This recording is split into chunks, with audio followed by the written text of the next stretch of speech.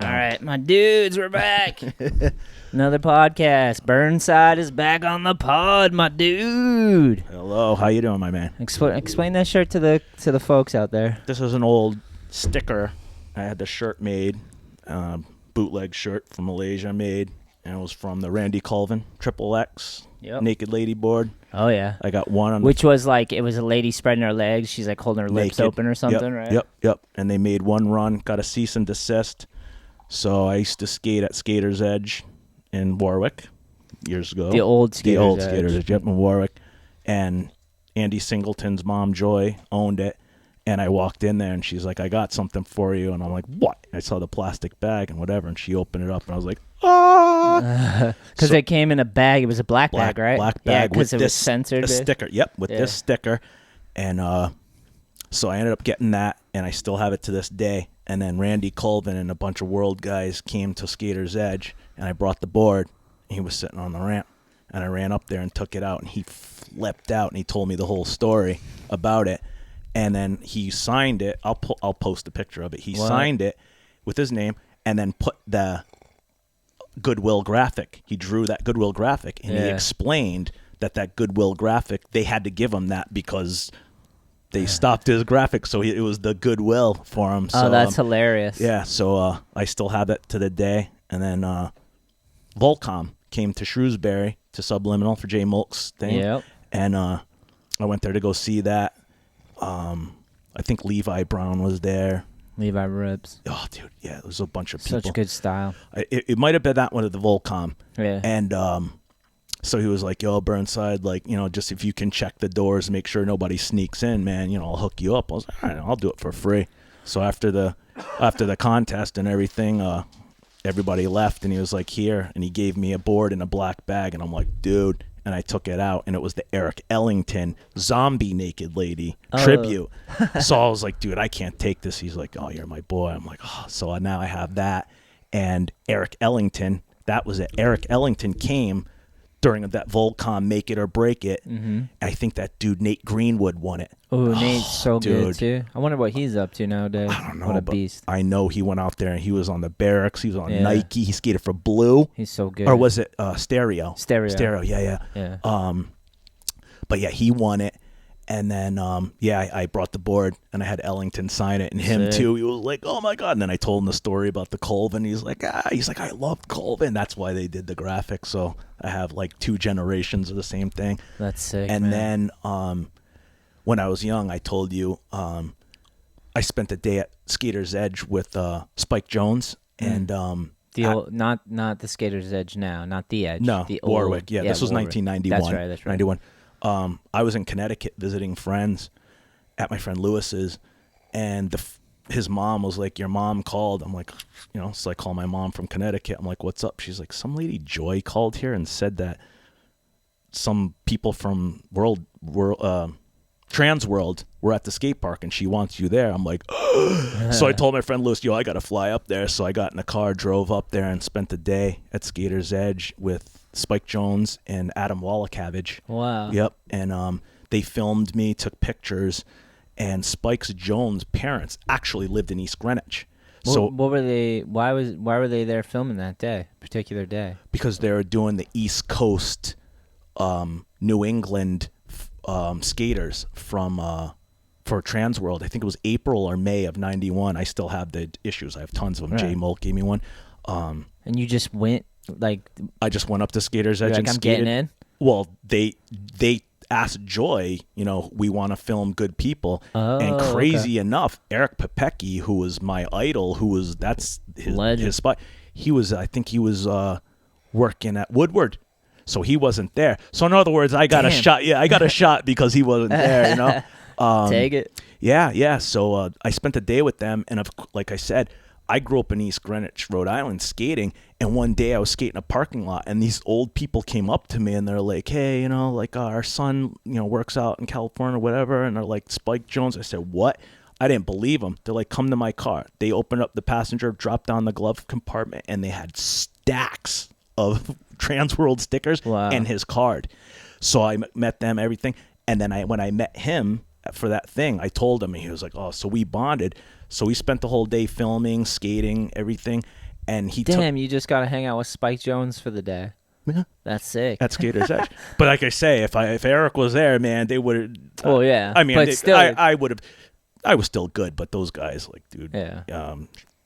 God, I watched Eric, Andy, Shep Ferry. Yeah, I grew up with him, watching him skate with all those guys. That's crazy. Jay Martin. Yeah. Alex Punchak. He was on Alva. Damn. Like lots of OGs, man. But I spent the day with him. I bonded with him really well, especially because I told him I met his parents and everything. And so he said, give me your address and I'll send you the negatives of what we take.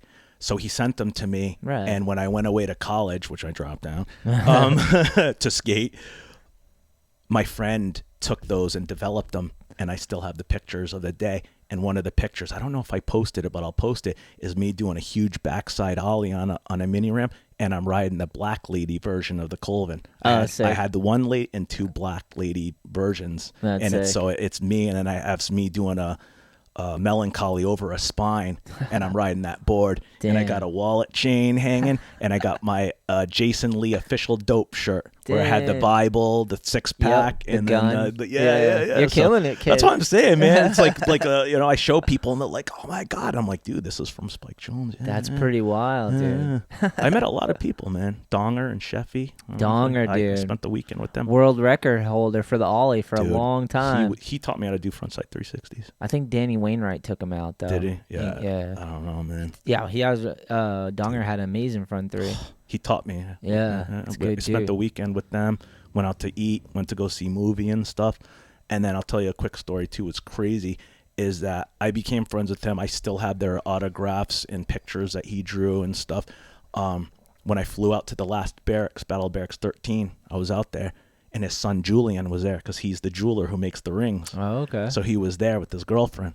So we watched the whole barracks and everything. It was cool. Everybody started clearing out, and I was standing off to the side charging my phone in a wall socket, and Julian was standing probably like 10 yards away, and he looked at me, and I looked at him, and he waved. I said, hey, come over here. So he came over. I was like, hey, you don't know me. I was like, I spent a lot of time with your dad, skating, and I told him the whole story. And the story is that when they came, they did a demo for a weekend. On the Saturday, the demo was later on. I brought them to my house to meet my parents in East Greenwich. You know what I'm saying? Like big Sheffy with the afro and donger. You know what I'm saying? Like my mom's like, who are these cats? Only Right? skateboarding does that shit happen. Dude. Imagine like bringing an NFL player home. That's what I'm like, saying. You would never even get to meet him. Yeah. So they came to my house, and I lived on a street that at a little bit up the street was a dead end. On the other side of the dead end was my high school. So we're skating in front of my house, all four of us. I was with Andy Singleton was with me. He was the host. His mom's the host, but they came with me. And you could hear, like, it sounded like a coliseum of echoing of someone talking. And Sheffy's like, what do you live near a stadium? I said, no, that's my high school, whatever. He's like, what's going on? I said, it's my graduation. They looked at me and they're like, what? I said, I skipped my senior graduation to be with you. Sheffy's like, let's go. I said, listen, man, I don't know how they, you know what I'm saying? Like skaters and whatever. Like I was friends with people, but you know what I'm saying? Showing up with them and shit, like they would have brought down the house.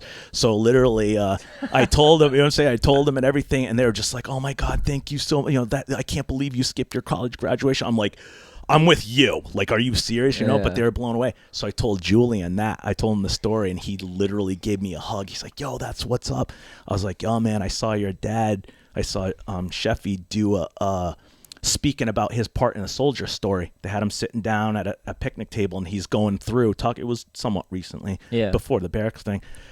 I replied, I left a comment, and I said, yo, man, I spent a weekend with him. I skipped my graduation, man. It was the best time of my life. And all these people remarked, oh, that's an epic story and everything. So when I told Julian, he was like, listen, man, he was like, give me your name and everything. He was like, literally, I'll talk to my dad and I'll give you his number and you can call him. I was like, oh, man, all right, thank you and all whatever. I didn't do it because whatever. But, so if you're watching, man, DM me. I'd love to talk to Sheffy again. Just I'm sure he wouldn't remember me, but again, I feel like Sheffy's one of the coolest dudes and would probably fucking be like stoked. I would like to show him the pictures he drew for me and show him the address in San Diego or San Francisco, because like I say, they gave me their addresses and everything, and they straight told me, Burnside, you're making us look bad at this demo. Come out. I want to introduce you to Turnowski Skaters Ramp, and we'll try to get you flow. And again, like I said, that with reel and everything, and everybody else did it. I didn't, because I'm an idiot.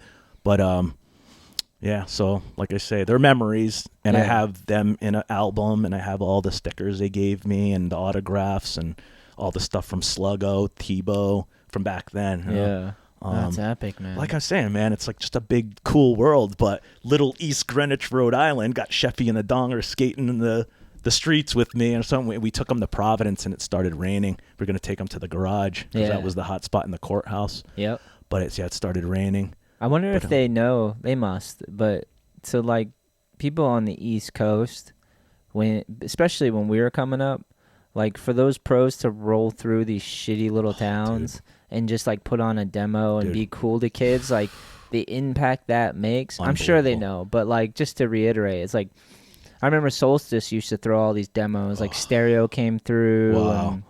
I want to say Satori and, like, a bunch of brands. Hitters. Yeah, Fibro, like, everything would roll through, and they'd do these demos in this little town, a little city in New Bedford, where there's just, like, projects, and they would come skate and hang out, and it's just like changes people's lives. But they didn't judge either. Nah, you know what I'm saying? I feel like now they might be like, what the hell is this? But back then it was like, dude, like, it's just about the vibe, man. Like I said, man, skating on, I don't forget the name of the road I was, but in Little East Greenwich, who would know? You know what I mean? Anybody going by, like, who are these? Who's Adam's friends here? I'd be like, if you only knew. They're legends. Yeah. But that's what I find that was another thing that was very, not humbling, but to skate with these people and see they weren't those robots we grew up seeing on the videos, that they're landing everything. Then when you skate with them, it's like, oh, dude, they're just like me, man. They're better than me, but I can get there. Yeah. And they didn't show. It's not that they don't fail. You watch them fall. You're like, oh, they fall too. But they didn't show that back then. They didn't show them trying 300 times. They might have a slam section in the video where you understand, but until Daywan started, like, his whole part would just be like, half of it would be him slamming, where you're like, dude, this dude is a beast, man. Well, I respect that more. Not like I don't respect someone to nail something first try. Obviously, that's skill. But, dude, to see someone struggle, man. Yeah. And the funny thing, too, is that, I don't know if you said it or someone told me, but someone I know was trying a really hard trick, and it took them forever. And they had to go back. And when they went back, they wore the same damn clothes, because they wanted to make it seem like they got it that day, dude. So stupid. They told me, like, dude, I had to look back and remember what I was wearing. I'm like, yo, you can't do that, man. They're like, yo, but whatever. Yeah, I don't remember who told me. That's hilarious, though. Yeah, but they were conscious of it, because it's like, yo, man, I got to wear the same thing. So at least, but they did it like a week later or something. I've had to do that because of shooting a photo. So, like, I filmed it in video, and then they want you to go back and shoot the photo, and it's like they kind of want to match up. Or the other way around, maybe. I don't know. But either way, it's like, can you just wear the same shirt? Yeah. I'm like, all right, Yeah, and you kind of feel like, oh, shit, man. It's like back in the day, you have those, Polaroids. You don't know if, until you get it, if you make it, half the time you're out of shot, it just shows the bottom of the board. That was the raddest, when the photographer would take a Polaroid just to frame it up, dude, and then they'd give it to you. Yes, I love that. Yeah, but the thing is that I was real big on, I would only keep the ones of the tricks I landed. So if it showed me going down like a 20-foot handrail and I jumped off right after you took the picture, I ain't showing anybody that, because they'd be like, oh, you did that? Like, well, I was on top of the rail, man. Like, you can assume the rest, but that's why I'm saying I couldn't. It's a bail, bro. That's it. That's it. That's it. So, you can't claim it. Yeah, exactly. But it was my own, like, inner thing that was like, oh man, I can't, like, let people think, I did that. Like, I could totally pose it, but in my closet, I got some Polaroids from when we were in China. Oh, dude. Which is rad, just to have those, because it's like, I remember one ollie in particular. There was like, it basically was a demo. There was like maybe 100 people around, just because China's where we were in the city was just a busy section. Oh yeah. So like, there's just 100 people around, and I'm trying to ollie. I think it was like maybe like 8 stairs, a flat, and then landing on like a planter ledge. Yeah. And it's narrow Angled. as my board, Yeah. and angled down. So it's a double set. Dude. I'm only in the first half of the double set, landing on a ledge and trying to ride down it with a kink at the bottom. Yeah. And there's like 100 people. Like literally, it was bigger than any demo I ever did. Oh yeah. They were just shoulder to shoulder all the way down the set, just watching us skate. Yeah. And the Polaroid looks insane because it's an ollie, so it's it looked like I actually did it. Yeah. Which I did. I landed it, but like usually the first one you're bailing out. Yeah. But it looked like the perfect shot because I was just like didn't bail out. And you just see all these people on the side. It's so crazy. And I have a bunch of those in my closet upstairs. I have a video of some people going, I think, to China, and it was just like people were just like so enamored by it. So it wasn't like that they hated it or loved it. They were just there, man. But I think that goes to the psyche too, man. I gotta land this, man, because if there are 5 people there and I fall, I don't give a shit. But if there are 100, I know somebody's gonna talk shit. Well, I don't even really care because they can't even speak the same language. Like they don't even know what the fuck you're saying. Yeah. But it's that though awe also, because I know that they didn't see that kind of stuff over there. So. When there's a lot of people, you just feed off of it. That's some people it bothers them, but other people it's fired up. That would for me. Like Jacob Jensen loves. He does this and it pisses me off every time, but it's fine. I try to not say anything. But when we're out street skating and we're like, he's trying to get a clip or something, someone walks by and says something, he's like, "All right, this one's for you, my G." And he'll see someone off to the side watching, and he'll be like, "Hey, watch this." I'm gonna he interacts with people while he's skating, and like I don't know why it makes me mad, but it just does because I'm just like, just focus on the fucking trick. But I think what he does and what I think it does is it puts you on the spot, man. He likes the pressure and he likes the people paying attention, which is rad. There's pros and cons. It is. But I don't know why. I'm the opposite. I'm like, I always don't want to draw attention because I want to get the job done. And I think you should have 100% of your focus. But I don't work the way Jensen does. He feeds off of that. I don't. You know? We're all our own delicate genius, I guess. Yeah. But again, that's why I never say anything because I just know Jacob, and I'm like, this works for him. Dude. But to me, I'm like, just fucking get focus. Yeah. Well, I'm usually filming. Yeah, but too. You think his mind is on something else. Yeah. He knows. You know what I'm saying? I've seen him skate, man. Unbelievable. He likes an audience. He's so good. Yeah, he's amazing. Your whole team just blows my mind. He's getting great guys. Him and Anders have been getting bucked for the next video. Yeah, they've got the hang of it, and now they're progressing and pushing it forward. So the next one's gonna be insane. I sat with Anders at the first premiere when I brought Naomi, Seth Purnell's mom. Mm-hmm. She's a goddess, great woman. Yeah, she's awesome. She came here after that. Oh yeah, she was in here with Seth and his. Yeah, I saw that. Yeah, I saw that. Yeah, I made a comment. Yeah, and Seth said, he's like, thank you for the, boosting him up to tell him. Yeah, you know what I'm saying, you gotta between him and Beanie. Yeah, I told him, I was like, listen, man, you guys got the skills. This is what you need to do, and they stepped up, and then I'm super psyched that you.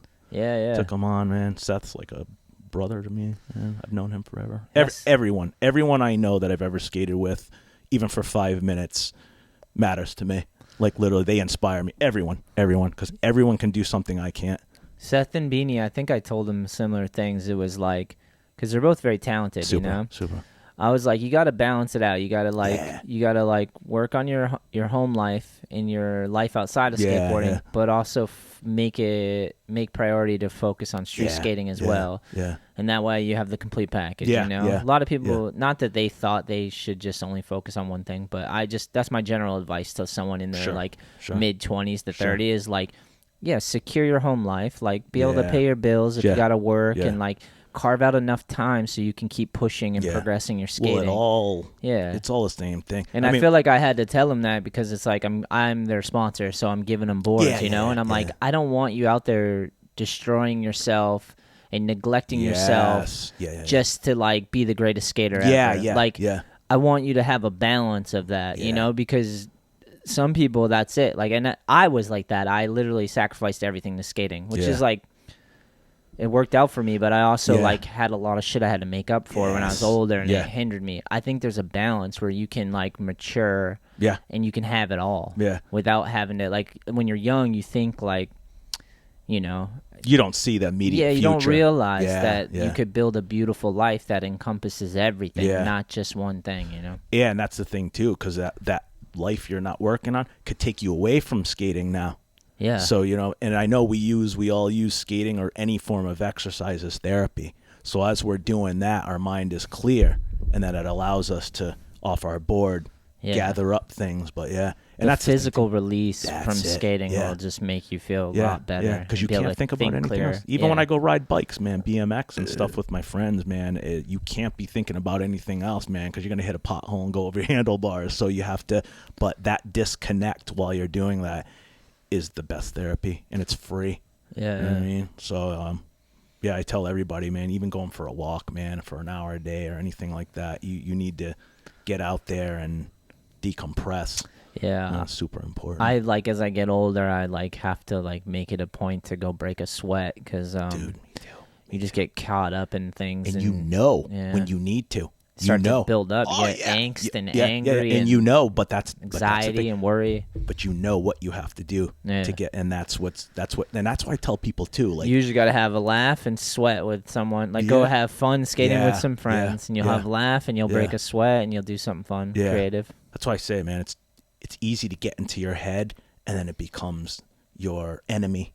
Oh yeah, and then and then we turn on ourselves. Yeah, and that's why, again, a good network of friends, man, keep you, active and out there.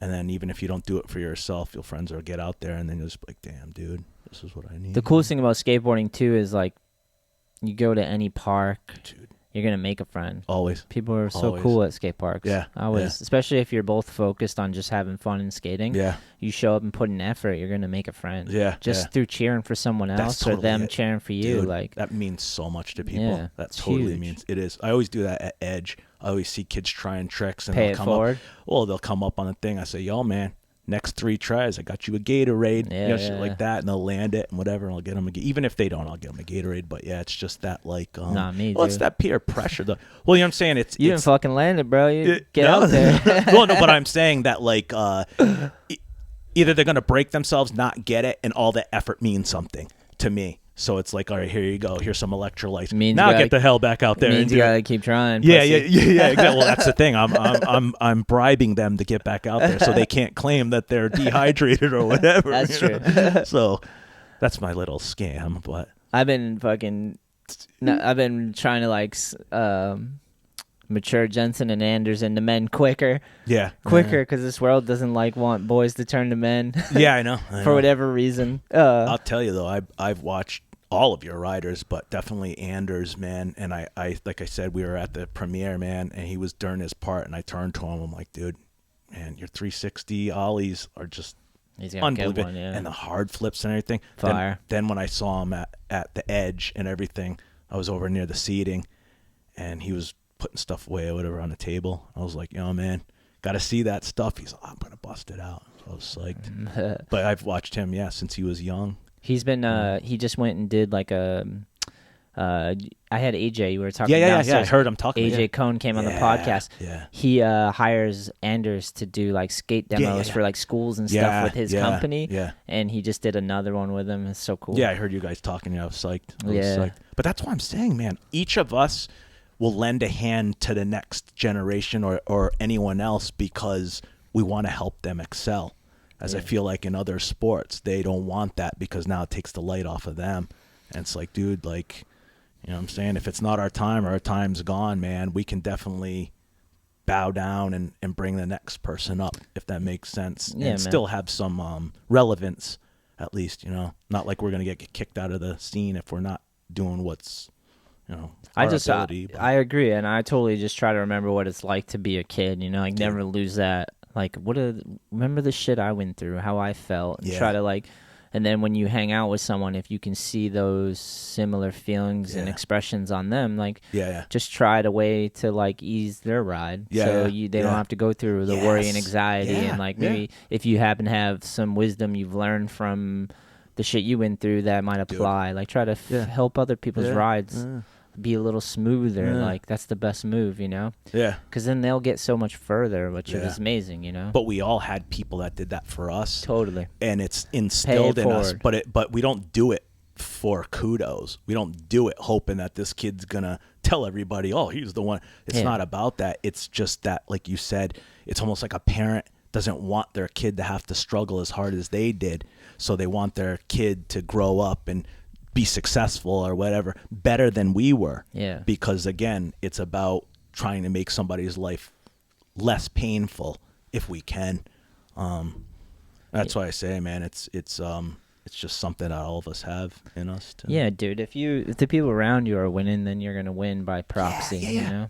Yeah, exactly. Yeah. Exactly. And you know the impact of literally one person pointing out or just putting their hand out and being like, yo, let me show you. And I could tell you a ton of times that literally were like moments in my life where literally, I guess I would even call it acceptance of being at a skate park and skating there for a year and seeing the shredders there and they're doing their own thing way out of your league, you know, so you stay off to the side or whatever. And then that one day where there's like, hey man, like, hey, come over here. And you're like, me? Oh yeah. And then they, you know, yo, I seen you doing this or whatever. And then it's like, now you're in, but, yeah, it's the coolest, man. I definitely had a lot of mentors and friends and people that just like did kind things for me, and didn't want anything in return. You know, they just like they knew they could make an impact and chose to make a positive impact. I've done the opposite too. You know, we all have. It's like being a pro when I was young. I wasn't pro, but being a sponsored skater and traveling around and doing demos and shit. There was times where I was ignorant and stupid around people that looked up to me, or like I didn't even recognize that they looked up to me, and I didn't acknowledge them. And like I've made every mistake, you know. Sure. But it doesn't feel good. No. You know. No, so it's like.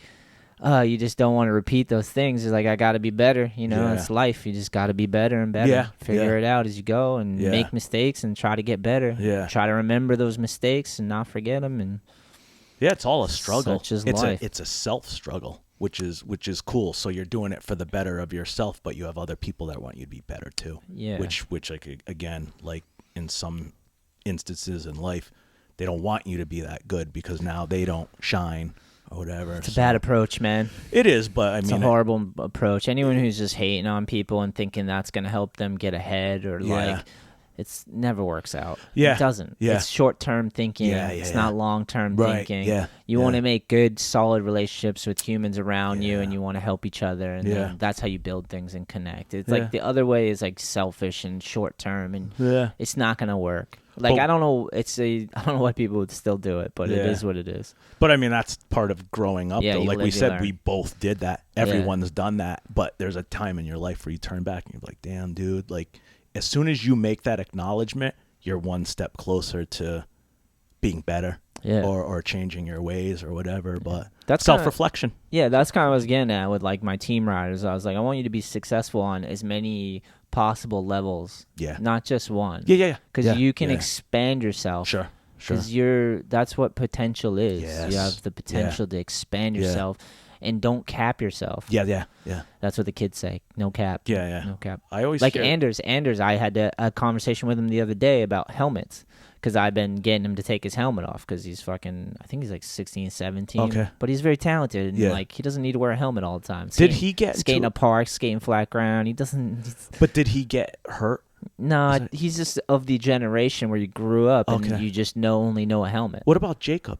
I saw he started wearing a helmet. Did he get hurt? No, he's not wearing a helmet. He was, though. Maybe for a little bit. For a little bit, yeah. But he's had some minor concussions and shit. Because I think he was wearing it's Evan. Evan has one. Does he? He told me he's gonna wear it forever. I don't want him to, but we're a clash of our I could have sworn I saw Jacob wearing one in that contest that you had a while ago. He might have. Where Beanie skated and he got hurt a while ago. He might have. Jensen's had moments where he's like learning. When you're young and you're going through like.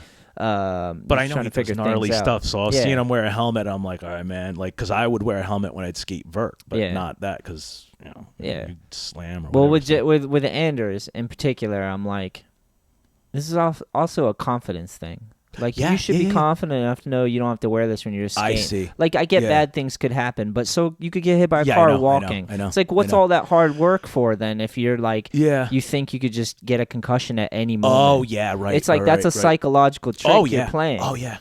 But I've been seeing him. He's been like figuring it out. He'll wear the helmet for the first half of the session, get comfortable, and then like he'll take it off. But I'm like, you're very talented and you're very strong, and like bad things can happen, but most likely they're not. Like you gotta like I've been skating for 25 plus years, and I've never really ever wore a helmet. And like I've hit my head a couple times, recovered, but nothing horrible. And like I'm okay. I know a lot of people like that. Yeah. I figured though it was because head injury, and then it's kind of like so that's what I'm saying. Like this generation has been not. I don't want to generalize, but they picked it up when it seems this with this internet and everything. It seems like people are bullying people into being safe, which is a weird thing to say. Really, I haven't seen that. Okay, I don't know. I've experienced that. They're trying to censor what you say because you're being cruel to everyone. I know. Right, and it's like some things you need to be fucking a dick about. Oh, because, right. Yeah. Like, well, it's because if you're not, then they're gonna. It's just encroaching on you. You know? Like there's things where you got to speak up, and you might be a dick, but it needs to be said. Yes. And then there's like everyone online. Like I literally posted something on Facebook that said pros and cons to not wearing a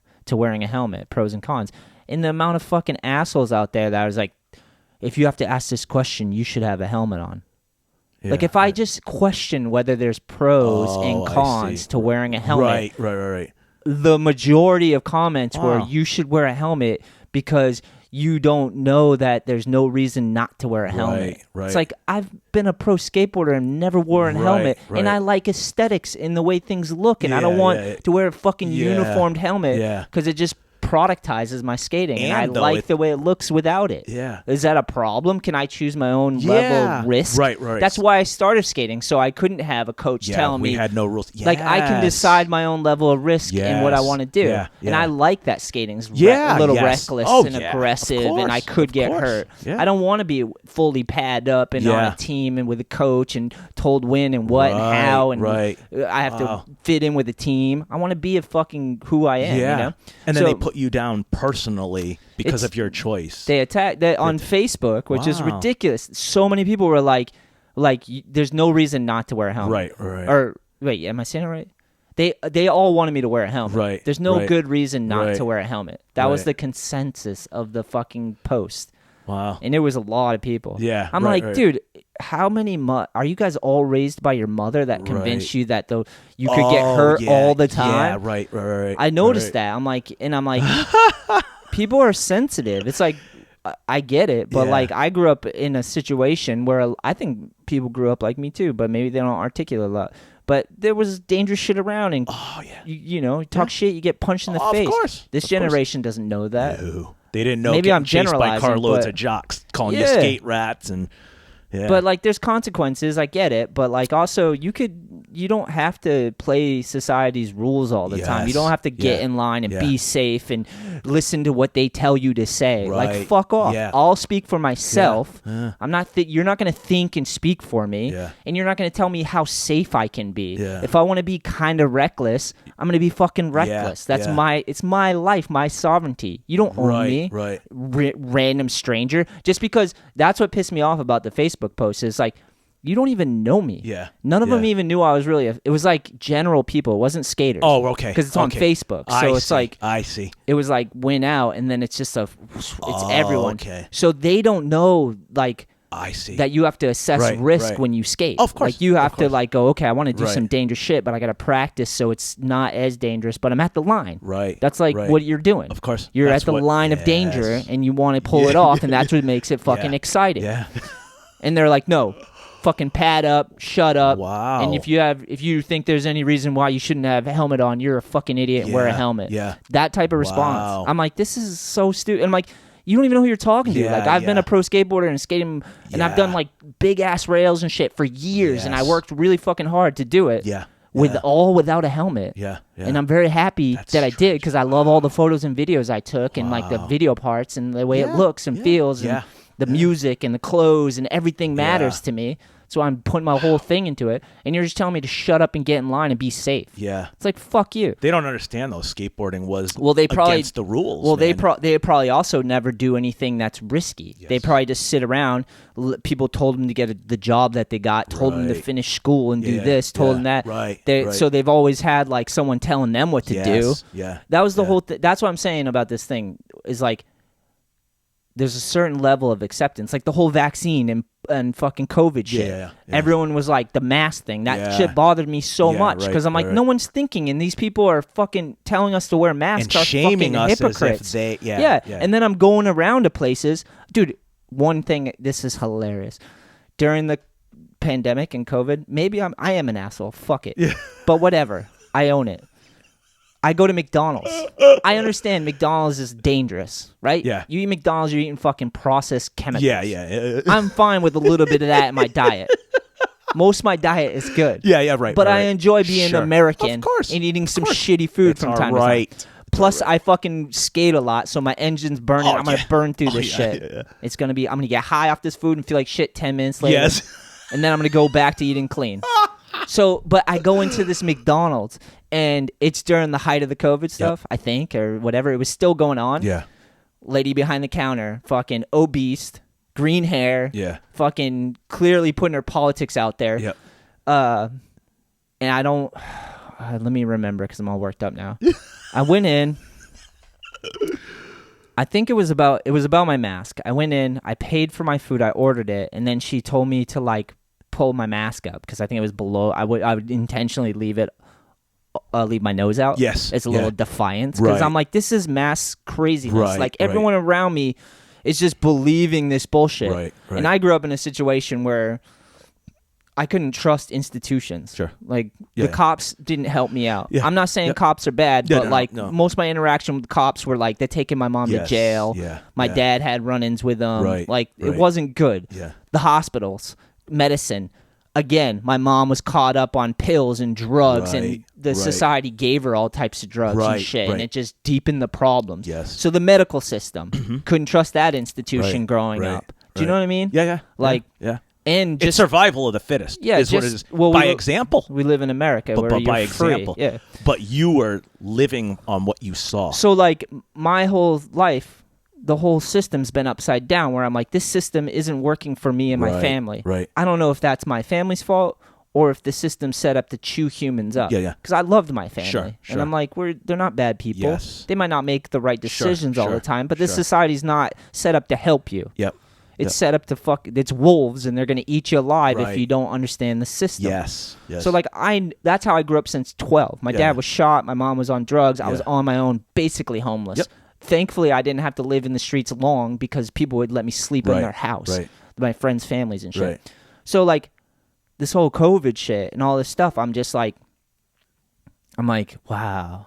I've always distrusted the mainstream, and like the majority of people just go with the mainstream. That's a lot of skate culture was like, don't trust the mainstream, be counterculture, think for your fucking self. Yeah, that's where skating came from. Yeah.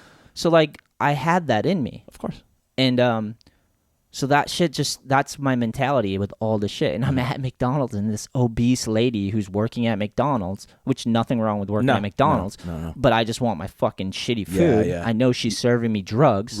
She's not admitting it. Right. She's telling me she can't give me my fucking food unless I pull it up over my nose. Wow. I'm like, who the fuck are you? First of all, you're out of weight, you're out of shape, and you're fucking really obese. And like, are you a doctor? But she had her political beliefs, and she pushed that shit on me, thinking I was a Trumper or whatever. And I never even voted. I wasn't. I didn't trust the whole system. Sure. So like, I just was like, no, lady, give me my fucking money back. I don't want the food. Return my money. I'm fucking leaving. And her whole crew, her whole McDonald's crew, was all like colored hair, crazy, looked sick and unhealthy people. Eating the fucking judging food that they don't know, eating the still. food they're serving me all the time, probably, and judging me and summed pushing me up. their beliefs on you. Everyone wanted to fight, so I was like, I don't want to fight. Yeah. We don't have to agree. I don't want to fight. Sure, Just give me my fucking money That's back. insane. Because you're not going to tell me to put my mask on. Like, right. you're not a doctor. Right. The world's upside down right now. No one knows what's what. Right. But people had like a power trip. Did you notice it? It was like average people were like, they had a power trip because they had like they call it they had virtue on their side. Virtual signaling. The government was like virtue, giving them virtue, you're right. So they thought they're on the right side, so Yeah. they're gonna ram it down people's throats. Yeah, because they just listened to whatever they were listening to, you know. Right. And then hence now, it's a full 180 with. There's people. always a backlash, right? I know. But it's just sad though, because Swings don't you want to go back and say that woman and go in there with your mask on even though you don't have to wear it down and be like, will you give me a hamburger now? You know what I'm saying? Like, I don't think she works there. She might be gone, but that, you know what I'm saying? Where literally now you could go back there and be like, was that all really worth it? No, not to say that you would do it. No, but not even that. I don't even think that type of person, like, you're not, I don't think you can sway them. Yeah, no, but it was more of like, I think they got what they wanted. They wanted to fight, and they wanted to feel like a certain way, so they projected it. And I think if I went back now, they still wouldn't give a fuck. They wouldn't accept reality. Okay, is what I'm saying. Okay, right. So you wouldn't even get her to be like, I was wrong. She probably still has a mask on and thinks the world's falling apart. Like, do you know what I'm saying? Oh yeah, okay, yeah. Like total sheep. Yeah, like literally, like she follows the flock. So. Well, a lot of times it's sheep, but also it's like they don't know how to assess risk for themselves because they never do anything that's dangerous. They never they've always followed rules. They've always listened to other people and let them think for them. Yeah. They don't think for themselves. Right. Yeah. So it's like that's why people are so political nowadays, I know. Because they don't think for themselves. So they join a political team so that their politics can be thought for them, and they can be like, I don't have to think. These are the experts. These are so and so, and I know that. So trust me. Right, it's like fuck you. Yeah. Like, people are fucking sinners. We're flawed. I know. All people. I know. No one's perfect. I know. But it's crazy though that they could go on a crusade and pick a side and think that their side is 100% right and hammer it to you. And even like you said, if it was to switch around and now they know they're wrong, they still won't even Ignorance admit is it. bliss. Yeah.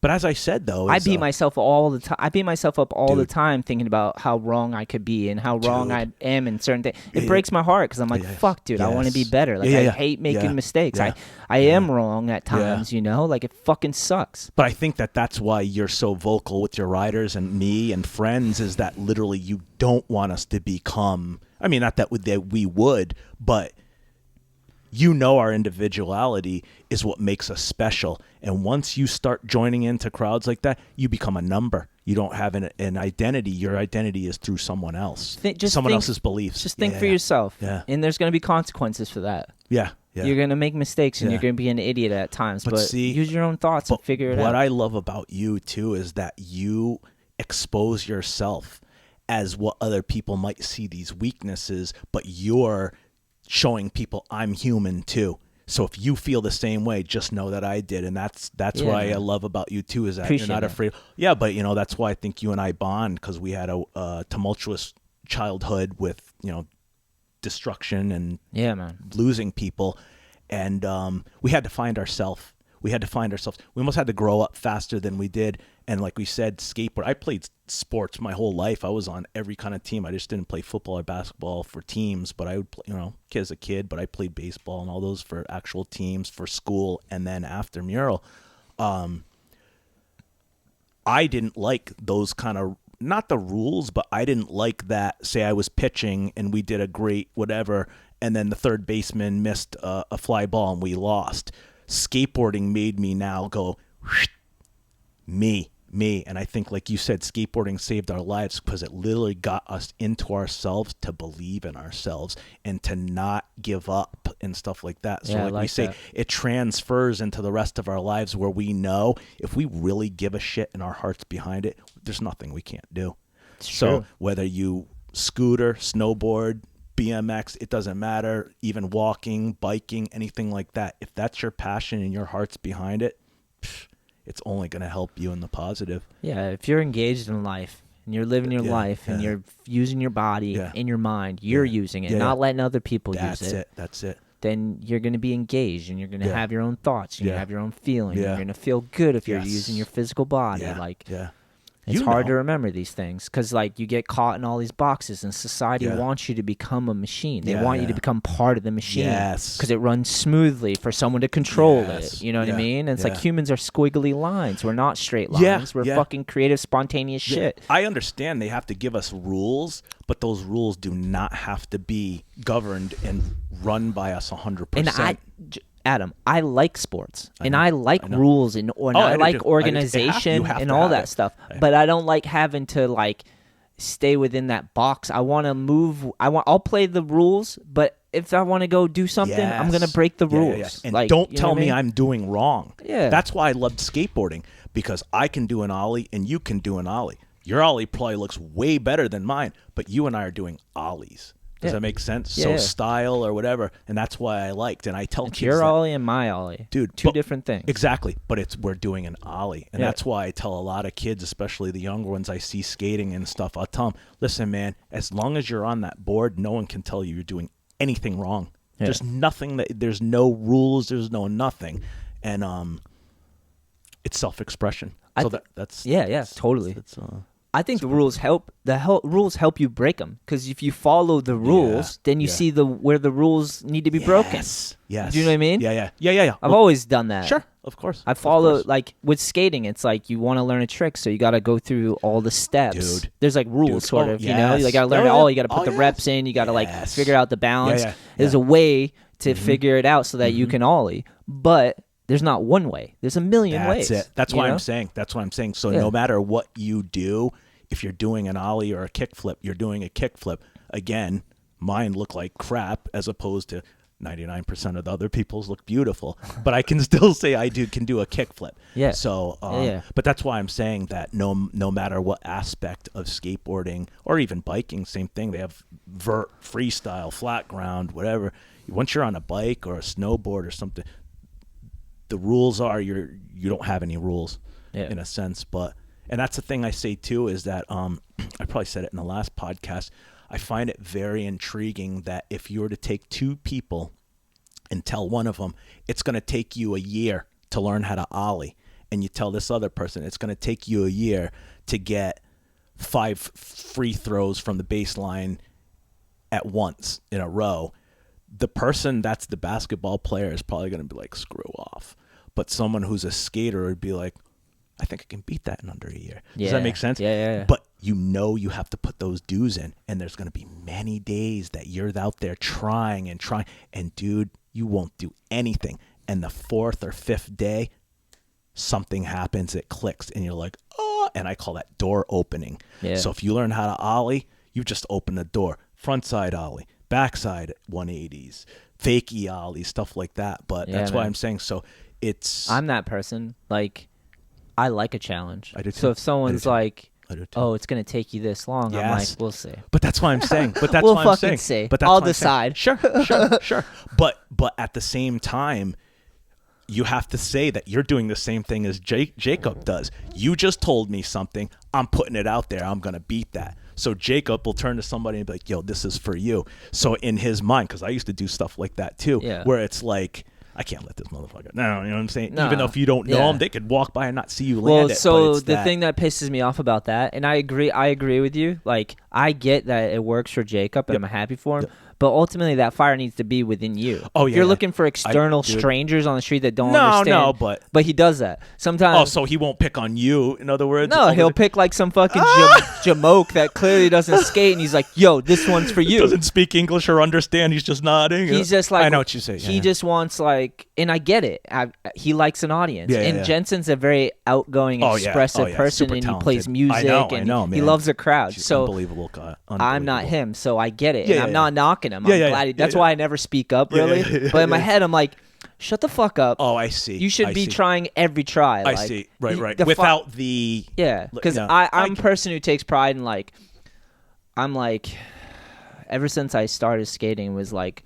It's always been for me. I want to do this. I have this burning desire to do this. Like, I don't care if someone thinks it's awesome or not awesome. No. Yeah, like, there's something in here that makes me want to learn and land these tricks. And, like, it just keeps going. Yeah. And I like when I find someone like that, because it doesn't matter if you have a crowd or not. Right. Because they're going to get the job done either way, because they have a vision, they have a dream, they have something that they're working towards. Yeah. So I'm that type of person. I see. And it doesn't mean there's one right way. Like we were just saying, there's a million right ways. Right, That's why I never really say anything to Jacob. Sure, But I'm like, sure. but it pisses me off because I'm filming him and I'm like, in my head, I'm like, you don't need external appreciate. You don't need other people around you to validate you. I see. You Right, you should understand. Right. Like, to me, that's my mentality. No, I get it. But I'm me and he's him. No. Yeah. Again, you can't tell someone you're doing it wrong. But No, there's no whatever gets him off. I'm just not that dude. But I always in my head, I'm like.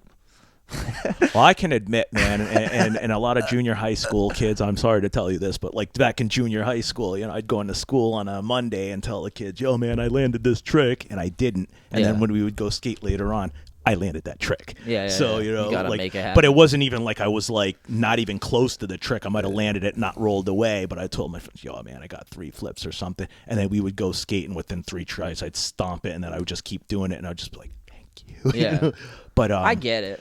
So it wasn't a lie. It was just kind of like, man, you put yourself out there, But like I said, you're just trying to force it to happen. Yeah, but now you have external pressure. Right. But like I say, it wasn't like I didn't land them, and I might have jumped off 10 times or I got worked or something. So they were there. So it was just like, so it was like embellishment. But it was like in junior high school or something. Like when I was still skating like a power rip or some ripper board. And when I was younger, maybe I was like that too. I don't know. But I just know like there's always been something in me that's like, once I found skating, it's so funny because Wilder, my son, he loves skating. Yeah. And I can see it. I'm like, oh, he has whatever I have.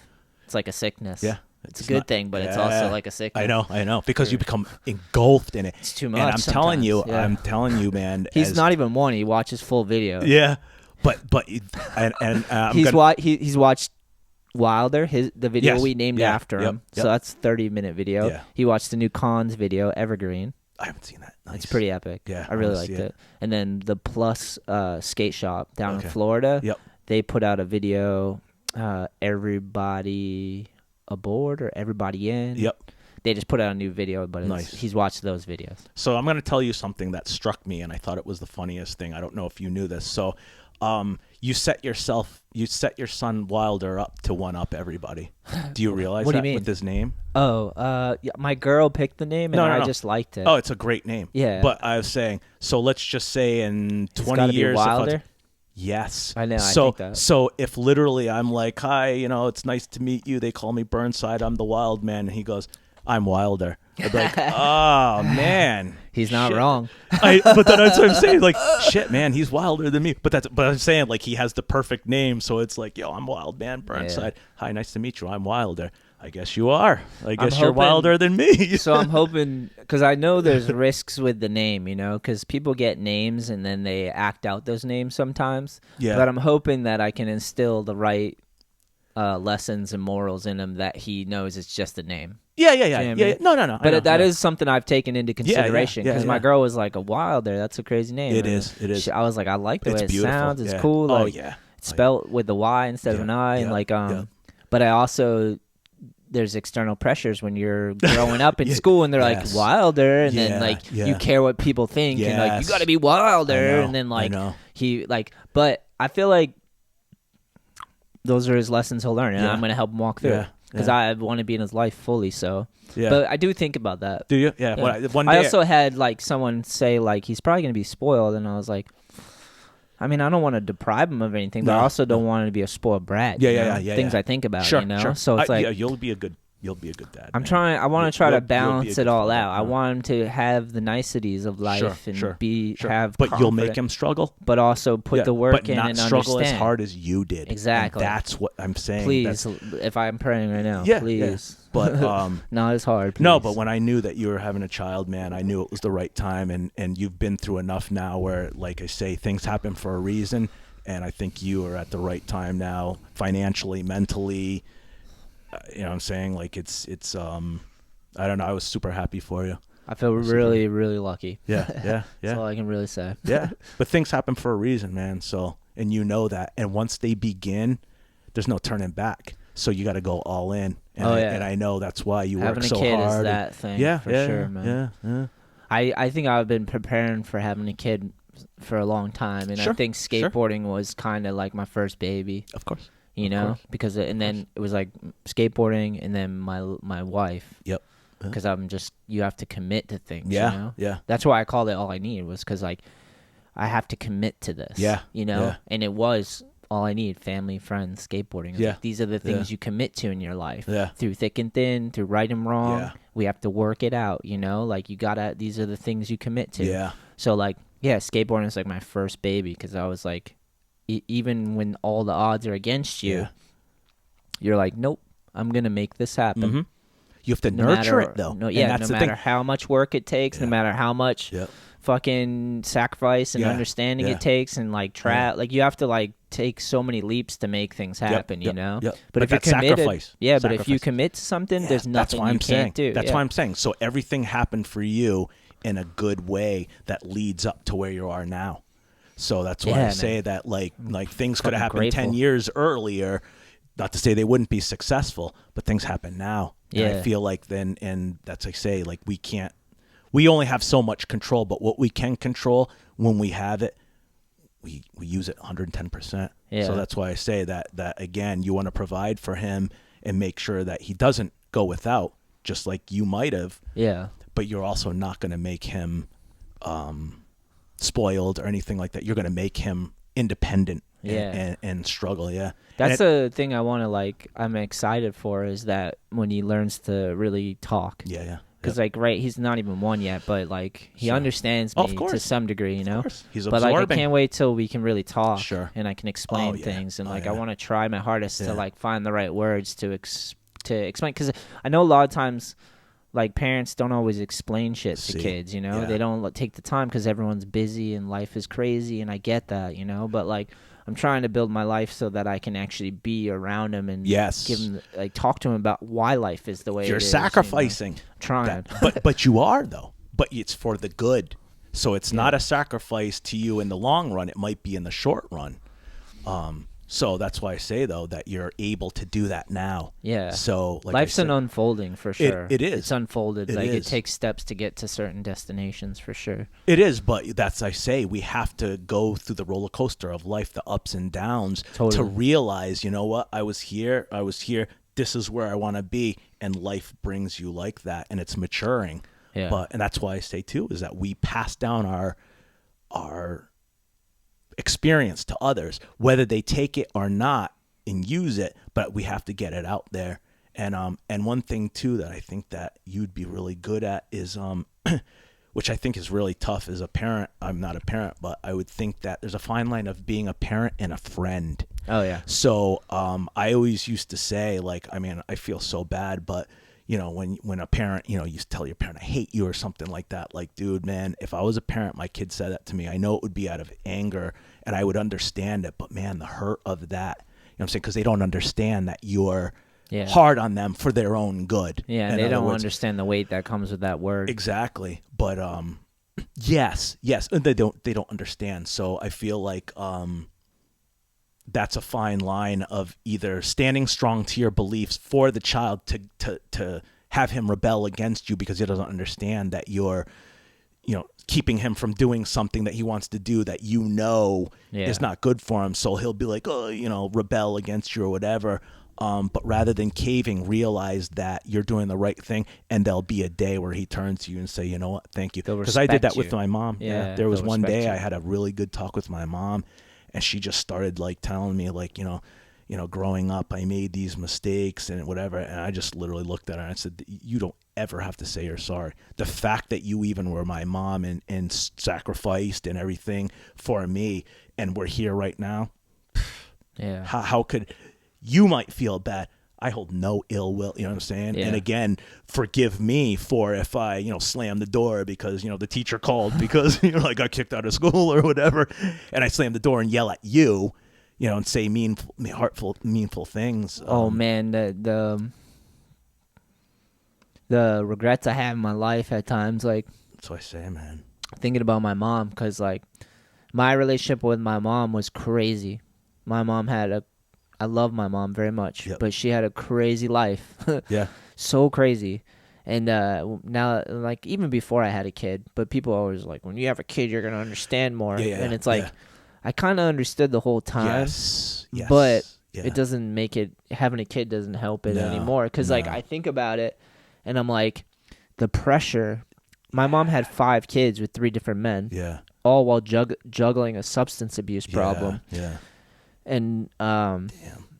yeah, and some of it was her fault. Yeah. Some of it wasn't. Yeah. Some of it's life's just brutal. Yes. You know, and some of it is a society's set up to use up people and not actually help them when they need it. That's exactly right. So that's like exactly right. So like I think back to my mom and her chaos. Yeah.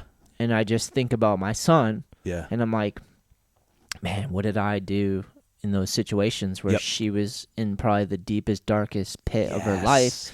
And I probably just didn't help. I probably just made it worse. Yeah. But we didn't know. Because I was a kid, and I probably thought, like, you know, you're a little kid, you need certain things, you know, and you're like, you just make things worse sometimes. But that's why I'm saying my mom was like in tears saying, I'm sorry for it. And she was naming times that I remember. Yeah. And it was like, again, getting a divorce and then we having to move and stuff. And literally I was just looking at her. I'm like, listen, Mom, I don't drink. I've never been drunk in my life. I've never been buzzed. I've never drank. I never smoked cigarettes. I'm not a drug addict. You know what I'm saying? Like, it could be so much worse. So don't feel bad thinking that I didn't grow up to be as good as you wanted me to be. I'm healthy. I'm happy. I have friends like you. I grew up, you know what I'm saying? Like, so that's the thing. But it was just crazy how she harbored that, you know, to say to me and me to just look at her and be like, no. I don't even, no way. Yeah, that's amazing that you had that opportunity, man. Yeah. And it was because something happened to me. And I sat down with her and said, like, I have to talk. And I had to ask her questions just about, like, situation that I was in, where, again, to talk to a parent about something that you'd be embarrassed to talk about normally, but to be in a situation where literally, like, that's the only person that you could go to and trust. And that's why we had the heart-to-heart. And I just remember, like, I just couldn't believe that she was telling me these things. And again, I remember a lot of them, but that she was holding it in as, like, she always wanted to tell me. Like, she was sorry that she, you know, divorced my dad and took me away for, you know. And literally, I'm just looking at her. I'm like, no. Like, dude, just let it go. And just, you know, and it was just. That's, like, really good of you, because there's people in life that might not give the grace to their parents, you know? Yeah. And like, I tried to do that with my mom. Sure. But like, she's lost in it, and there was a lot of people, and she there was a lot of mistakes made on her part in life in general, you know? So to give her I tried my best to give her grace before she passed away, you know? To like, let go of things, you know? Yes. I had a moment with my mom where like, I was like, you have to let it all go. Like, all this sorrow and sadness and like thinking you fucked up and you got to let it all go. That's because it's not serving you and it's just eating you alive. Yeah. She had like outside her house, she had like a cowbell. Yeah. And I was just like, Mom, bing, bing, bing, bing. I'm like, this is right now. Yeah. Bing. Yeah. Focus on that. Yeah, like, right. Let it all go. Yeah, but it's really hard when when you pull yourself out of, because when you're born, you're in this world, and you're ignorant. You don't know anything. That's it. Like, you can either face the truth, and the truth is fucking harsh, oh, dude, and it's a judge, big or time. you can run from it. Yes. And some people run from it, from alcohol, drugs, and just other things, sin, and all types of things. Yeah. And like, when you run from it for so long, it just compounds and gets worse and worse and worse. And they carry it all on their shoulders. There's layers, and hell is a bottomless pit, dude. So and our like, mind to get over it, sometimes you get so deep that it's like, to work through all the things is almost impossible. You know, and that's when you start giving up on yourself. Yeah. And the problem too is our society's not set up that well to really help these people. Yes, we throw them in jail and we demonize them and like. It's like, who among us doesn't make mistakes and isn't a sinner, you know? Like, we all are. So it's like, but yeah, man. That's rad that you're able to give her that as a gift. I like, didn't as your know. Parent, I didn't know, though. Like I said, I had to literally sit down and kind of just talk to her and everything and ask her advice and everything. And then we just got on to talking about youth. And then she just literally was like, and she just laid it out for me. And I literally, I couldn't believe it. I didn't know that. I didn't know. And I hope literally, and I feel like that, that was almost like an airing, and then we just, whatever, it didn't go from there. But just her even saying that and me just being like, how could you even think that I would even hold that against you? Or how could I blame you? Like I say, even if I was, a junkie living on the street and I got a problem, I still wouldn't blame that on her. I wouldn't be like, oh, Mom, I'm a junkie because you like. Yeah, because at some point it's your own fucking life. Exactly, but that's why I'm saying 18, bitch. exactly. But and I think that goes also to what I was saying, is that I lost a few people this year that I still struggle with. Gotten some depression. 2 counselors. I literally reached out and I had to get 2 counselors I talked to. I wanted to tell you when you mentioned that earlier. I don't know if I had the words, but I wanted to be like, it sucks when someone passes away or takes their own life. Yeah. It's horrible, But like, putting yourself in a bad situation isn't going to help that situation. Like 2 wrongs don't make a right. More darkness on top of darkness doesn't help. So like the way to counterbalance is to like, it's easier said than done. And there's been many times in my life that I've had to do this. You just grind your teeth. And you take that energy and you transmute it into like something positive. And it feels like you have to turn the whole tide of the ocean the opposite direction. That's what it feels like, because you're hurt, you're in pain, especially if someone takes their life or if someone gets taken from you and you don't understand why, and you're just lost out there in space, and it's silent and lonely and depressed. But I promise you, as you know, going into a dark hole is just adding more darkness to the darkness of life is not the answer. The answer is to like try to fight that tide and turn it into something positive. My thing, the past 2 years, I've been struggling with stuff. I mean, I've been super happy, met a lot of people I'd like to talk about too soon. But my thing was that I felt guilty letting it go. I felt guilty that I had just seen my friend and talked to them, and 2 days later they're gone. And I talked to them just as like if I was going to see, I didn't know, or another person that I said. Like when you're blindsided, you're like, whoa, when it just happens. And you don't see the signs. They don't show you. Like I say, you're talking to them like, hey, man, I'll see you in a couple days like that. And then you get the phone call. Did you hear about whatever? And you're like, dude, what? Or like I said, the other person I was super close with, I saw them every day. Spent time with them every day. And then them to tell me they didn't feel good. And then 2 days later, they're gone. And dude, I still, it just like I say, it's a regret where I've told these people they're my friends. I tell you all how much you inspire me. Everyone I know inspires me, influences me. You're all my friends for a reason. I look up to everyone I know, everyone. But the people who leave like that, you feel like you should have said more or whatever. And again, some people choose to do things on their own, and some people pass away because of illness.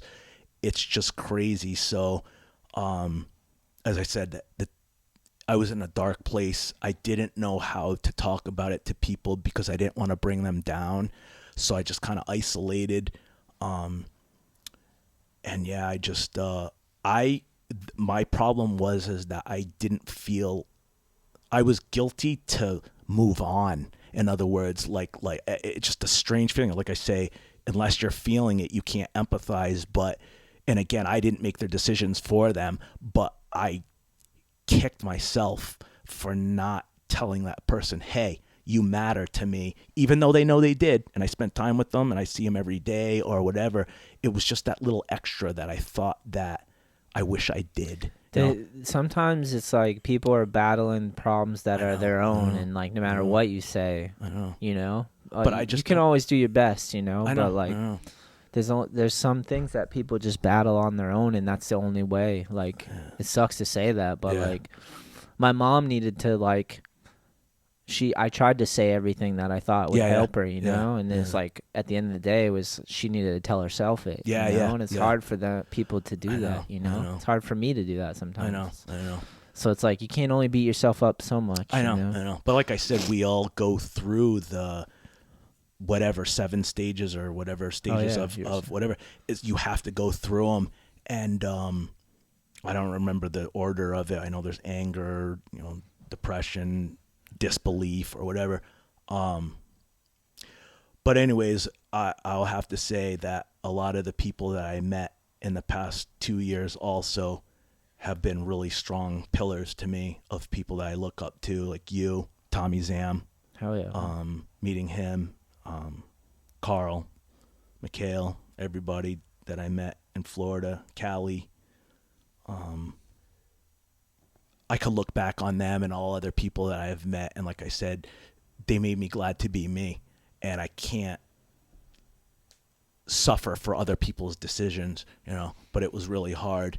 And I think it was last week that I just started like really reaching out to people and just being like, hey man, like whatever, and just letting people know that I've been away for a little while. I've been traveling around and stuff, but yeah, I had stuff in my head. And I think that's normal. It takes time. It takes time to process all those 7 stages of grievance. Yeah. And it's some things you have to go through in life, and that's one of them, But that's the thing too, is that as we were saying that, like, I didn't want to bring anybody else down because they can't empathize with me, or I don't even want them to empathize with me. Them saying I'm sorry or whatever, it doesn't help. So it was almost like I just didn't want to hear anything, if that makes sense. No, I know that. I always liked that growing up. Like when I would tell people about my hardships as a kid, I didn't want people to like feel bad for me. Yeah. I was like, no. I just need to express myself. I don't actually need you to feel bad for me. Like I don't want that. You don't want to hear the 2 cents. I just gotta express myself. That's why I like trying to put it into some sort of art, whether it's skating or music or an outlet. something. That's the way to do it, That mine was been riding the BMX bike. Hell yeah. Yeah. That was I've been slacking on skating, but riding 20-mile rides. As long as you're out there ripping, dude. Well, that's the thing, man. And I ride around. I know so many people. I run into people at Trinity. Right. And like I say, man, anytime I go riding, I run into somebody I know down there. I know lots of people who work down there too. So, but that was my release. And literally, there'd be days I'd wake up and literally feel like crap, get on the bike and ride for like 2 hours, do 50 and something miles, come home, take a shower, and sit down and just kind of be like, okay, man. But like I said, the very idea of me in my head telling myself that I have to get over it was hard because it's almost like I'm forgetting in a sense. So if I push it aside, in my mind, it was like it didn't matter.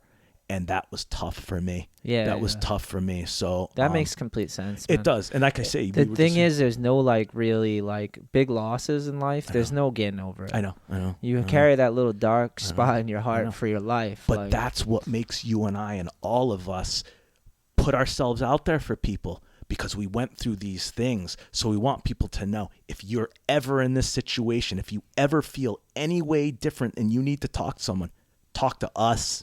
Talk to us, because we're not going to judge you. There's nothing you could tell me that you did that I'm not going to be there for you. I'm not going to help you jump ship and skip out of town if you murdered someone, okay? But I will be there to help you and talk to you through something. You can at least hear someone out. Without not judge. Being a judge. Why the hell am I going to judge? Yeah. Why am I going to judge? No one's perfect. But at the same time, you and I didn't want to be judged when we're down in those things. And again, I didn't want to hear people tell me, oh, Adam, man, it's okay, you'll get over it. I know I will, but don't tell me it like that where I have to brush it up. You know what I'm saying? Like, it meant so much. These people meant so much to me. So by you telling me that, you'll get over it, it's like, I know I will, but your nonchalant way of telling me that, and I know you're trying to help me. It just minimizes it. Yes. So again, sometimes you just got to be heard. Like, if you can find someone that'll just listen to you without having to put in. I think that's what therapy is. It is. They listen to you. Oh, yeah. They let you work through your thoughts. That's why I got 2 counselors. That's why I did. And the things I told them, man, like, they were just... They called the cops? Just kidding. No, I didn't tell them. No, I didn't tell them any stories. You didn't tell them any of those things? No. I was just kidding. Actually, no, I did. And they just looked at me and went, Adam. You're here for the wrong reasons. Adam, come on, man. You're a little too old to be... But that's the thing, man. Like I say, when you're at rock bottom, man, you tell it all. you put it all out there, man. You put it all out there because you need to spread it out, and you need to find a place to put all those things. Life's a lot sometimes. Exactly. And it's hard to hold it all in and have all those thoughts. And those, again, I told the counselors things that I wouldn't tell my friends because anyone that doesn't know me can judge me instantly for something I did when I was 17, okay? And then they're going to be like, oh, that's Burnside. He does whatever. Yo, man, I'm 51, man. Don't be telling people something that I did, introducing me for something I told you I did when I was 17. Yeah. So that's why I say that there's certain things. And my friends out there, you all know. Like, we've all been in crews down in Providence. You know shit things happens. We did. Exactly. Especially growing up. Exactly. You make mistakes. Exactly. But we were victims of circumstance. They always started with us, and we had to give them street education, and you know what that is. So, you had to whoop some ass, bro. Yeah, exactly. And I saw videos of you being confronted of people that just go and sit on a bench or skating, and you're like, "What the hell are you doing?" And they're like, "Oh, you're ruining this bench." I'm like, "You didn't make the goddamn thing," like, or whatever. Yeah. But yeah, fuck off was my general attitude. Yeah. But why shouldn't we? You know what I'm saying? It's not like we're seeing people going into a tennis court and we drag our ramps in there and start skating, and they're like, you know, so we wouldn't do that. So why the hell is someone going to go and whatever? Do the same shit. Whatever, yeah. But there's some rude ass people out there. I know.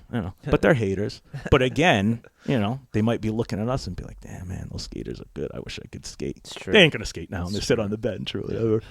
But yeah, I did want to get into that. Like I say, at least for anybody out there that, you know, I say you and I always have good talks about being human, and exposing ourselves as far as weaknesses and things that emotions. I've gotten better as I got older about like trying to express myself and be vulnerable, but also not be taken advantage of. Oh yeah, of course. Because that's a lot of my family, like, because we've been rubbed raw by life. A lot of my family was, and like our lesson was like, okay, crazy shit happened, rubbed raw by life, and my family, we're very open. Yeah.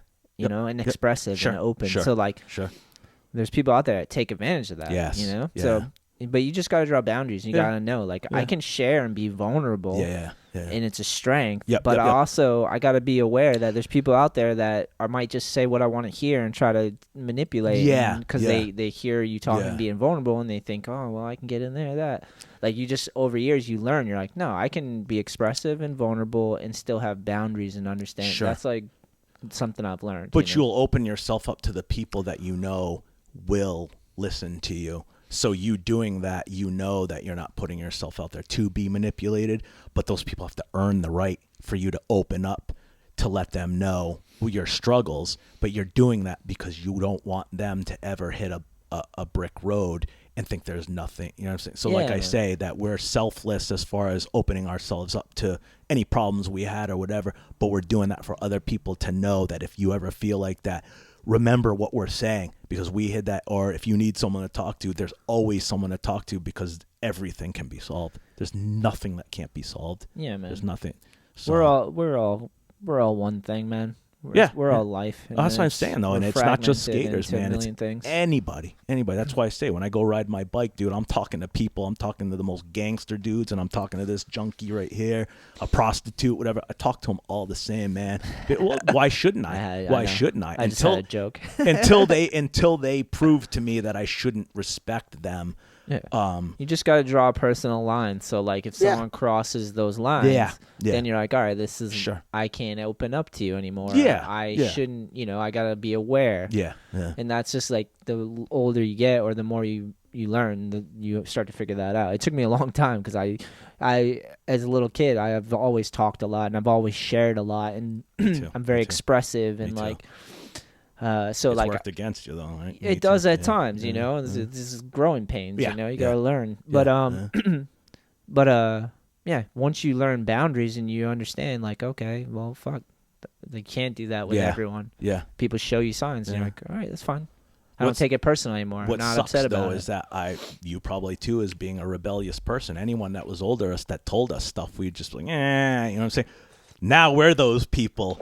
So we're on the other end telling those people where it's like, you better listen to me, you know, because we're always like, oh, you're going to this or whatever. Shut up, old man. You know what I'm saying? Now we're the old men where we're just like, listen, man, because now you're remembering that person that told you, yo, man, don't screw up. Don't do this. Don't do that. Yeah. You just think they're nagging There's on you. There's time in life to prove people wrong. No. And then there's times to shut up and listen. Yeah. But that's what I say. That's what I say, though. But you have to know both extremes for you to actually rope in yourself and know where you want to be. You know what I mean? But you just don't want to hit rock bottom too far to where you can't.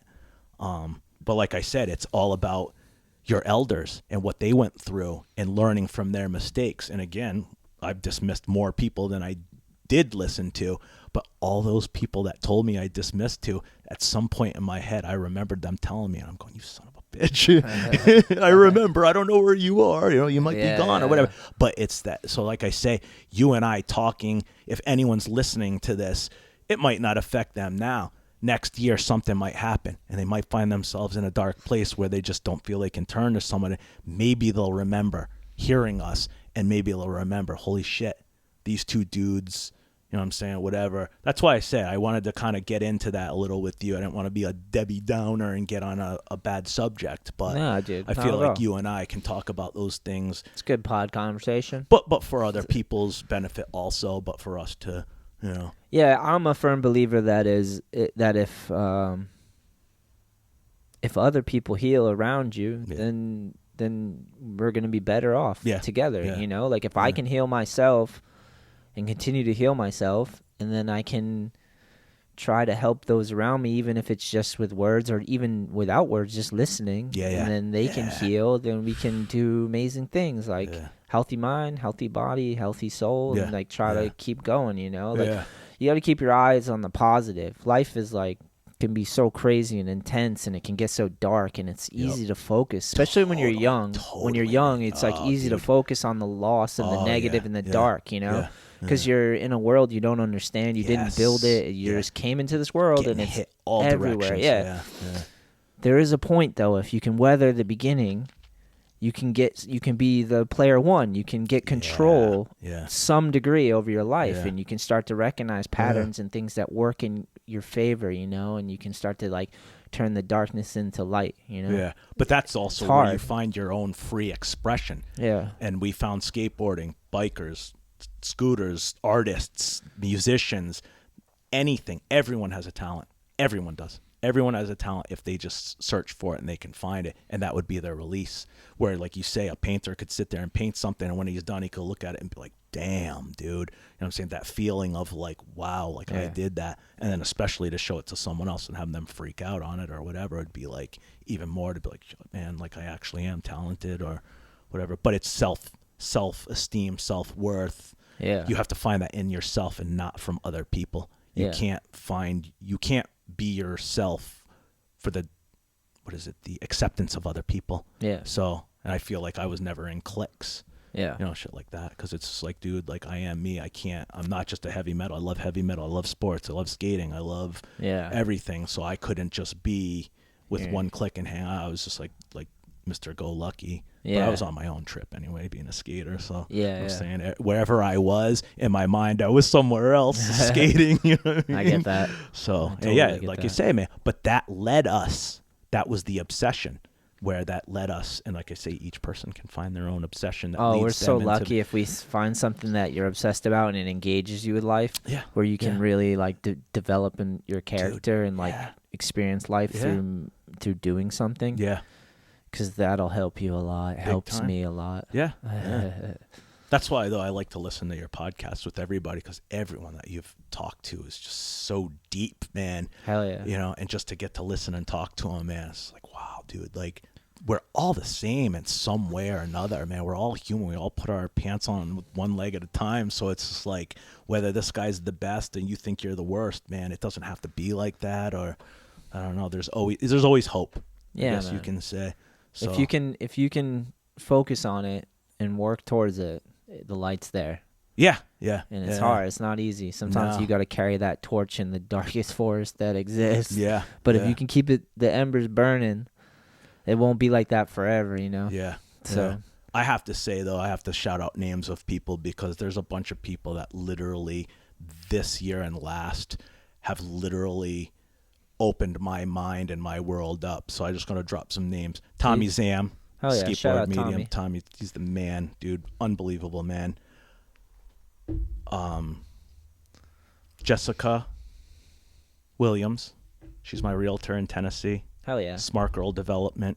She helped me out with some property. Memory White was my lawyer. Her name in is Tennessee. Memory. Memory White. That's Yep, cool. Yep. I never heard that one. Yep. She's my lawyer in Tennessee. Angela Lawless. She's my Providence lawyer. Amazing woman. Jennifer Taylor. Good person. Christine Holmes. Hell yeah! All people that literally allowed me and talked to me and promoted me to get out there and do more. Sally was the woman that I lost, who was a very good friend of mine. My friend Mikhail, I met her. She's awesome. Good skater, good person. Everybody I met, like I say, Kevin Romar. Yeah, you've been doing some traveling. Man, yeah. You've been going to Florida and Cali, right? Yeah, went to Cali. Yeah, a lot of skate events, right? Yeah, we went to the premiere with John Carlos. Yeah. We saw a premiere outside that they showed us before anyone got to see. A lot of people there. Met a bunch of people. Wes Kramer. Yep. That's legend. There's another skater I met. He was unbelievable. He skated in Willie Santos's thing. He skated an episode.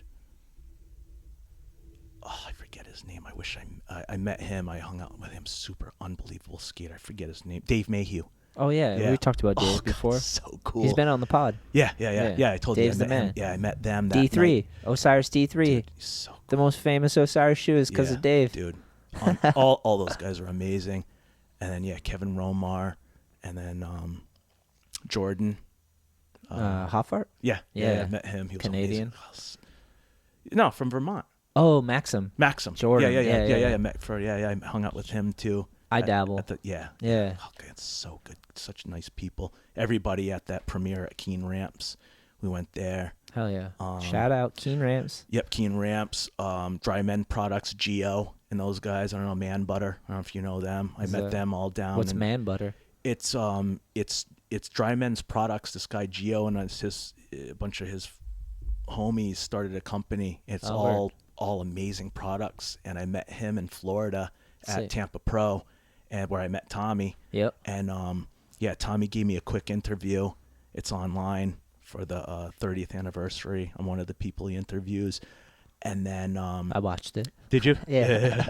I was embarrassed, but then I saw myself. I was like, I look all right. Wasn't a fool. You did fine. And then he handed me off to Geo, who owns Dry Men Products. Unbelievable products. They gave me a bunch of stuff. Really, really top, high end creams, balms, all natural, really good. And he took a picture of me, and he posted it. And then I saw him out in California, hung out with them. They had a booth there. And then there was a hardware company. I forget the name of it. They gave me some product too. That was out in San Diego. Yeah, and Kevin spun. This group Kelp played. They were amazing. Kelp SD from San Diego, so good. Kevin DJ'd, you're saying? Kevin DJ'd, and then Rick Wall was there, a rapper, and his homie, who's unbelievable. His homie sing, unbelievable, so talented. And then Kevin spun music, and then full on party, man, all night. They had like skate competitions. They have a half pipe back there. They had rails. Kids were just shredding. That's right. I met a ton of people. I had my first smash burger there. Nice. Oh, God, I was in love. Yeah, Tommy's like, you got to have one. I ate it. I was just looking at Tommy, and I'm like, what the fuck? He's like, told you. Hanging out with Tommy and his cameraman, Carl. Yeah, they drove us up to Long Beach. So we went to San Diego, and then we drove up to Long Beach. Yeah, hung out there. And then we went to that Poots Park. Poods Park. He San Diego, took us, right? Yeah. Mikhail skated there. Got some footage of her. Girl's got amazing style. Anyways, so look her up. It's Mikhail 6. I told you about her. She skated the park. That park was absolutely amazing. Park, God. I think I said that that dude, that skater, Giordano. I forget his name. Was he there? I think he was. unbelievable. The level of skating is just out of control. Crazy. I just couldn't even believe. Cordano. Cordano, yeah. He's like 6 foot something. I think it was him. Football player looking guy. Unbelievable. Yeah. Just a monster. And man. Russell. Yeah. Cordano Russell. I think so. Yeah. Dude, he is so damn good. I mean, everything switch, blunt, front side, back, so just cab, board slide. I mean, I just sat there. I was just like, man, like, he's so good. I think it was him. Then we went to another park in San Diego. And then Tommy took us all over the place. We went to a bunch of spots downtown San Diego. Some of them still there. A lot of skate stopped. Some of them totally destroyed. Yeah. Just took us around and just seeing all the hot spots from us watching stuff growing up. And, took us out to eat. And just amazing host. And then I met a kid, Anthony Joseph from Warwick. I met him at Keene Ramps. Comes up to me. Yeah. That's crazy. He literally was like, dude, he was asking people. He's like, that kid looks familiar. And everyone was telling him from Jersey. So he comes up to me. He's like, hey, man. He's like, whatever. He's like, dude. He's like, what's your name? I'm like, Burnside. He's like, dude, I used to skate at Warwick Y with you. I'm like, oh, my God. Hugged. Instantly became friends. Dude, That's we used crazy. to skate. Yeah. And I'm looking at my friend Mikhail, and I'm like, I I'm told you. from East Jersey. Coast to East Coast. Well, they said that's what he said. I could see why they would think you're from Jersey. Well, it was they didn't know. So that's why he was like, man, I asked the people. They said you're from Jersey, and he was like, man, that kid looks familiar. So he came up to me and instantly, where it's like, and my friend Mark was his skate instructor at the Y. He's my best friend, like one of my best friends. You know, Small world, bro. That's what I'm saying. So I took, and then I have to tell people this story because you're the man that I told you with Ortiz. Oh, so Chris, literally, yeah. I'm sitting outside Tampa Pro, and 2 young kids, Villy, I think that's his Villy name, were sitting next to me, and they're like, hey, can you get tickets to get in? I'm like, I really don't know. I was like, I don't know. I think it's sold out. So I walk over to Ortiz, who was sitting at the thing, and I was like, hey, whatever. And he saw me wearing All I Need. He goes, you know Shetler? I was like, yeah, I just saw him right before I came here. I got a bunch of boards. He pulls out his phone, takes a selfie of us. I'm like, what do you sent it to you? Which I didn't know. Yeah. I didn't know. And you text me back and you're like, oh, that's Ortiz. I said, what? You're like, that's Ortiz. Oh my God. So literally I stepped to him. I was like, oh my God, dude, Anthony, whatever. He's like, yeah, I just sent it to him. I was like, oh shit. And then he was like, listen, man, he was like, the fire marshals came here and they're like really cracking down or over, whatever. I was like, I'll see what I can do. So I walked around to the kids and I ended up giving them the All I Need Quint grip tape. Yeah. Took a picture of him with them. I was like, listen, man, like, he told me to tell you guys, if he can get you in, he can. So I was just like, I'm going to go in there. So, if you get in, find me and I got lunch for you, you know what I'm saying? Whatever. So I went back in, did my thing, thanked Chris, of course, talked to him for a while, talked to a bunch of guys that were right there, OGs. Yeah. I didn't meet, was it Kevin Schaefer that owns it?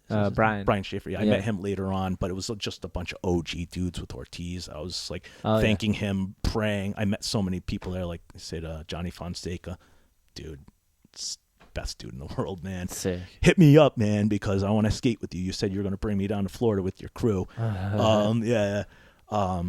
And Lizard King, he stayed in my motel. So literally, I saw him every day. So I'd be hanging out. He'd be like, Burnside, turn on Lizard King. I'm like, super cool. Lizard's the fucking man. Dude. Do you know his real name?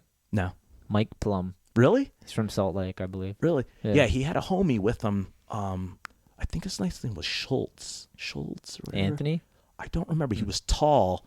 They were wearing the Pupil shirts. They just started that company, Pupil, whatever. But whoever his homie was shredded. He was unbelievable. But like I said, man, I was getting out of the car at the hotel. I hear Burnside. I turn around to them. I'm like, sat and talked to them. And then that's the thing. Fonseca, his friends, Manny Santiago, all these people that I talked to and hung out with